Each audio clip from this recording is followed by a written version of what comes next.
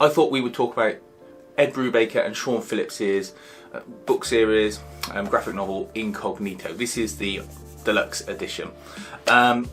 This collects the 2 runs of the Incognito storyline, Incognito and Incognito Bad Influences. Both are sort of standalone stories, but you really should read the first story in order to understand the second. Good binding. As with a lot of these hardcovers from Independents, they don't have dust jackets, but that's fine. The artwork on it is great. The binding is solid. Doesn't feel like it's going to come away at all. It feels fully woven in. You get a good load of extra artwork at the back as a bonus. You get the covers, and you just get some nice paintings of pulp heroes like Doc Savage and the Shadow and that as well. The story itself is about a former supervillain who goes into witness relocation, and you pick up sort of when he's getting bored with the witness relocation. He's just a sort of filing clerk in a generic office in the middle of nowhere, and then he decides that he's going to start saving people because at least he can use his powers and get some sort of thrill. He doesn't always do the right thing. You know, he has sex with a woman in the office pretending to be someone else. He goes about with a mate getting stoned and sort of fucking about with him, but for the most part he's trying to do the right thing.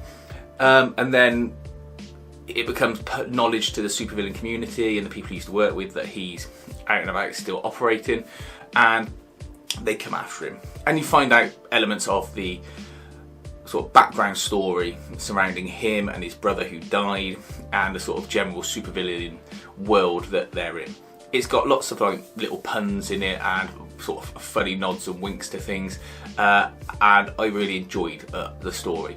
Like a lot of these Ed Brubaker written things, that sit outside of sort of normal DC or Marvel continuity. They're really easy to get into.